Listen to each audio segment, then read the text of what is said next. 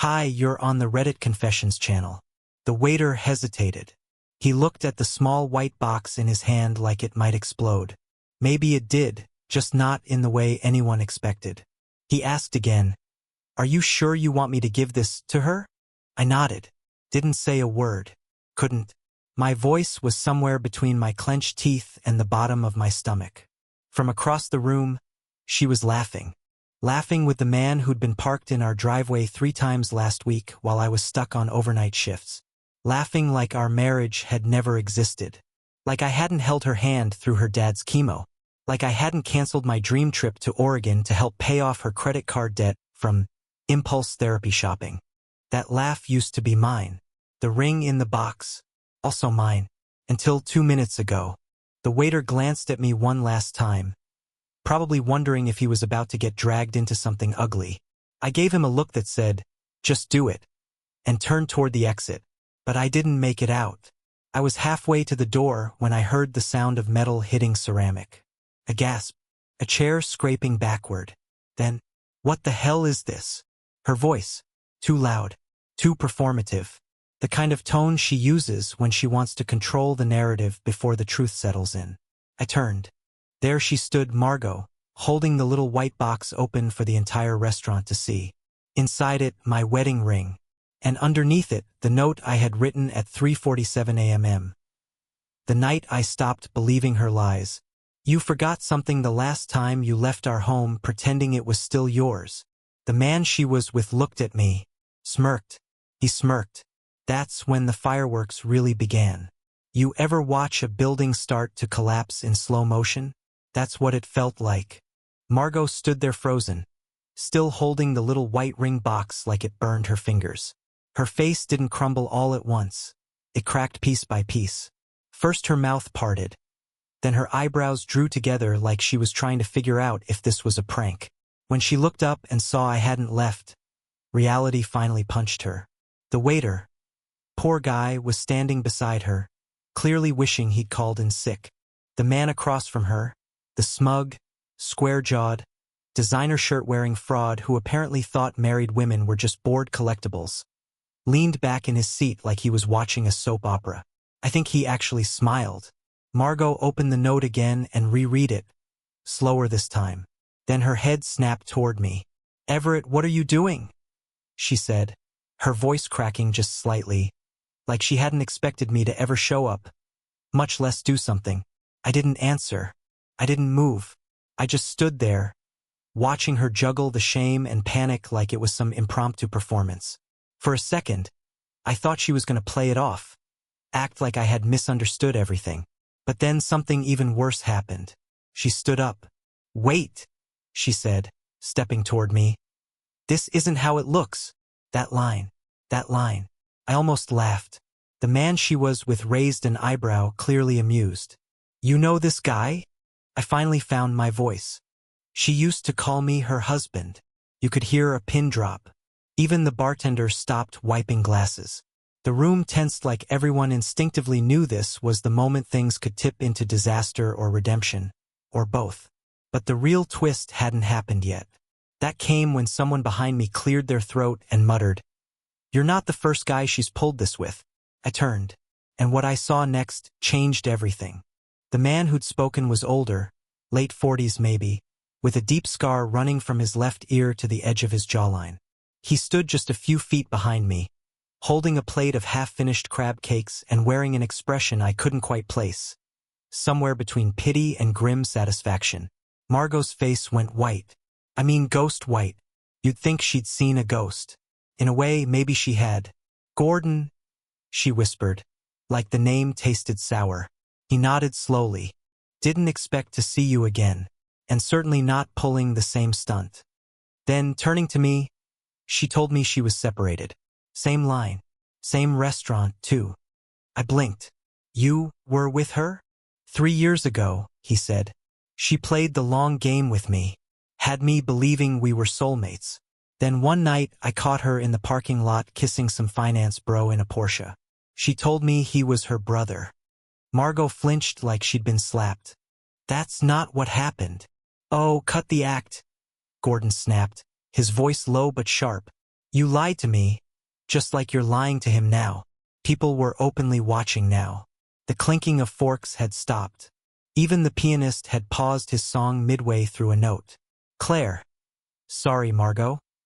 Looked around and finally seemed to understand there was no salvaging this. She turned back to me and said, "Can we just talk in private?" I almost agreed. That's the thing. I wanted to hear some miracle explanation. Something to tell me this was just a misunderstanding, that I was overreacting, that our life wasn't built on a landmine. But before I could answer, the man she'd come with, Mr. Rolex Smirk, stood up and said, "Honestly, I don't need this drama." And then he left, just walked out like he'd been inconvenienced by someone returning a bad entree. Margot chased after him, calling his name, but he didn't even turn around. Not once. And just like that, I was left standing in the middle of a fancy restaurant, holding nothing but the weight of a ring that no longer meant anything, and a silence that burned more than any words could.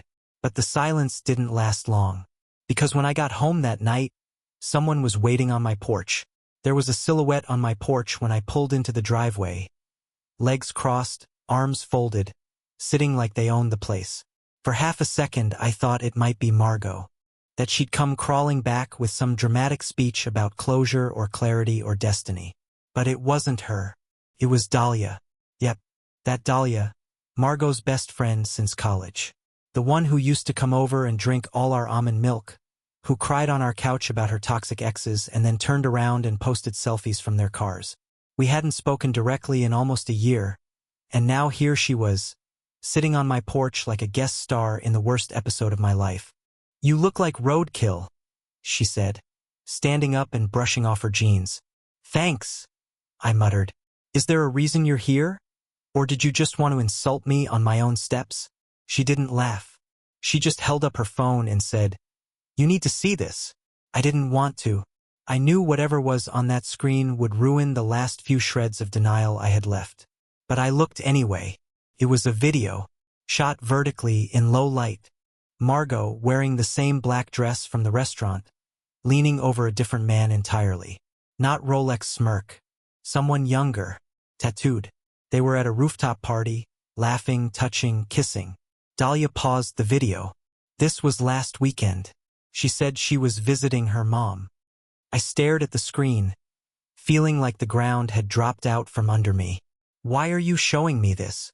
She hesitated. "Because I'm tired of being the cleanup crew for her messes. And because she's done this to everybody who ever cared about her. I figured you deserved to know the whole story." I sat down next to her without saying a word. For a moment, we just sat there in silence, lit by the yellow porch light and the flicker of a phone screen showing the version of Margot I never wanted to believe existed. "She's been planning to leave you for months," Dahlia said quietly. "But not before draining the joint account. Check your bank app." My heart pounded as I opened it. And when I saw the balance, I nearly dropped the phone. My eyes didn't register the number at first. It just looked wrong. I blinked, expecting some kind of app error or maybe a lag in the update. But the screen didn't change. The joint checking account, where we kept our emergency savings, our vacation fund, our someday baby money, was sitting at $11.47. I refreshed it 3 times. Dahlia didn't say anything. She didn't need to. The silence was enough. My brain started spinning. Rent was due in 2 days. My car insurance auto withdrawal was scheduled for tomorrow morning. I hadn't even bought groceries for the week. "She moved it all into a personal account," Dahlia said finally. "I think she's planning to vanish for a while, probably with someone new."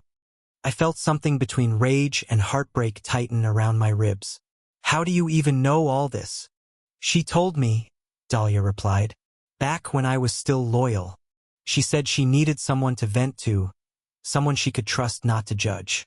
But when I realized she wasn't venting, she was bragging. That's when I decided I wasn't going to cover for her anymore. Part of me wanted to scream. Another part just wanted to disappear. I stood up and paced the porch, dragging my hand through my hair like that was going to undo any of it. "Why didn't you tell me earlier?" She shrugged. "I tried. You didn't want to hear it." Remember 2 months ago when I said you should talk to her about the Chicago trip? I did. I remembered brushing her off, telling her. Claire would never lie about something like that. God, how wrong I was. Then Dahlia dropped another bomb. There's something else. You remember your wedding ring? The one I gave to the waiter? No. I mean your original ring. The one you lost a few months ago. I nodded slowly.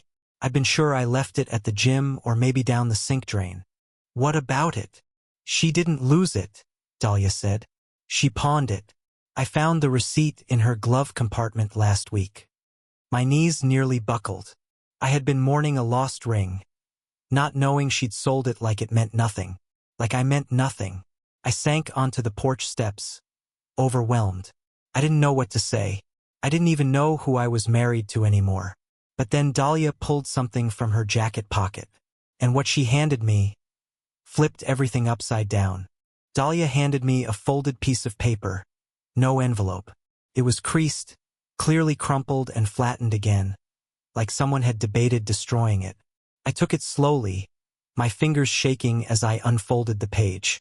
First, it looked like a bank statement, but not from any bank we used. The logo in the top corner was unfamiliar. Then I saw the account holder name, Margot Weston. But what made my stomach turn wasn't the name, it was the balance. Over $94,000. Where did this come from? I asked, my voice barely audible. She's been stashing money for almost a year, Dahlia said, arms crossed. From what I could gather, she was moving small amounts at a time from different sources. Your shared account, work bonuses she never mentioned, even cash withdrawals you probably thought were errands. I stared at the paper like it might change. But the numbers stayed the same. She hadn't just cheated. She'd built an escape fund. She called it her reset plan, Dahlia continued bitterly. Said she was done babysitting a man who peaked at 30. Her words, not mine. I wanted to scream, to go back and relive every conversation, every excuse she gave about being tired, stressed, busy. But it all rushed together now, a sick collage of manipulation. And the worst part? I had defended her, even to Dahlia, even to myself. She's planning to leave the country, Dahlia added. Not permanently, just long enough to let everything cool down. Somewhere tropical. I heard her on the phone with someone named Arlo. He's the one helping her arrange it. I almost laughed. Arlo? That sounded made up. Like a character in a movie where the villain twirls his mustache and sails off into the sunset with stolen treasure.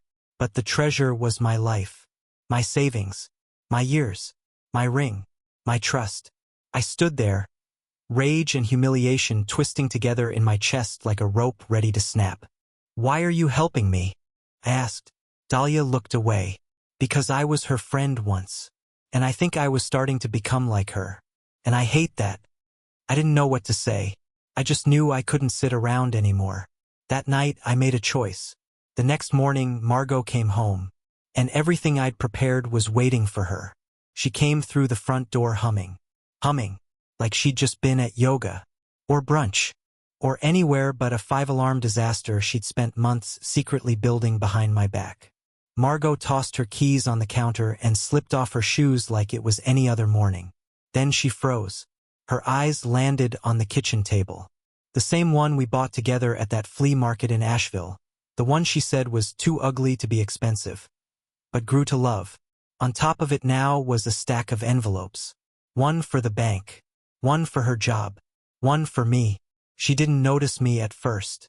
I was in the hallway, arms crossed, just watching. Finally, she turned. Our eyes met. "You're home late," I said. My voice came out flatter than I expected. She blinked, clearly caught off guard, but recovered quickly. "I told you I was staying at Dahlia's." I smiled. "That's funny, because Dahlia was on our porch last night, telling me you were out with Arlo." That did it. Her jaw twitched. "What is this?" she said, nodding toward the papers. "That," I said slowly, stepping into the room, "is everything you've been hiding, and everything I'm not hiding anymore." She picked up the top sheet. It was the printed screenshot of her secret account. The one with the $94,000 she thought I'd never find.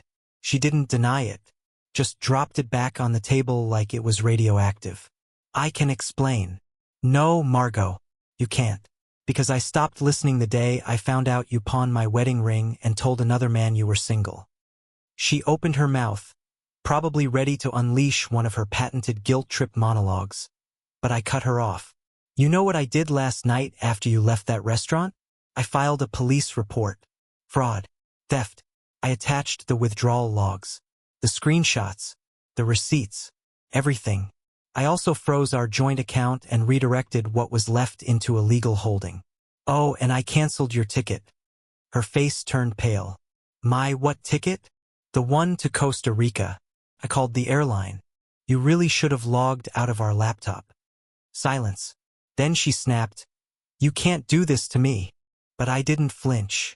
For the first time in months, I didn't feel like the pathetic one. Actually, I said, I already did. Margot didn't scream. She didn't cry.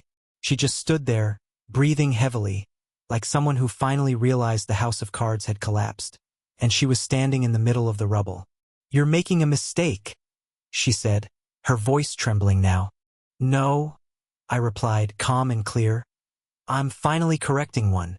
She tried shifting tactics.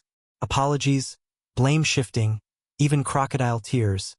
Each one like a greatest hits album of manipulation. But I didn't bite. I'd spent too many years bending myself into knots trying to keep her happy. Now I was finally untangling myself. I handed her an envelope. Inside, a separation agreement already reviewed by my attorney, and a list of items she could take from the house. Nothing more. No drama. No yelling.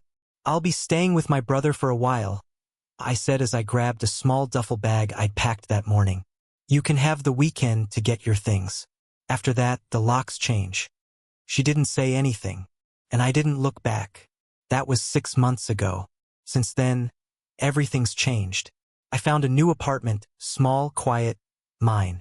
I started therapy, which I never thought I'd do, but it helped me see just how much of myself I'd lost trying to be enough for someone who never saw me. I reconnected with old friends I hadn't talked to in years. Turns out, I hadn't been as alone as I thought. I just isolated myself while trying to keep a sinking ship afloat. Dahlia and I still talk sometimes. We're not a thing, just healing in the same time zone. And that's more than enough for now. I guess what surprised me the most wasn't how the marriage ended. It was how peaceful life felt once it did. Not everyone gets closure. I was lucky. She took the money, the lies, the betrayal. I took my dignity back. And I'd make that trade again any day. Thanks for watching Reddit Confessions. Now it's your turn. What moment in this story shocked you the most? Was it the secret account? The ring? The ticket to Costa Rica? Drop your thoughts in the comments below. And if you've ever been in a relationship where you finally woke up, we'd love to hear how it happened. Stay strong, stay smart, and subscribe for more confessions right here on Reddit Confessions.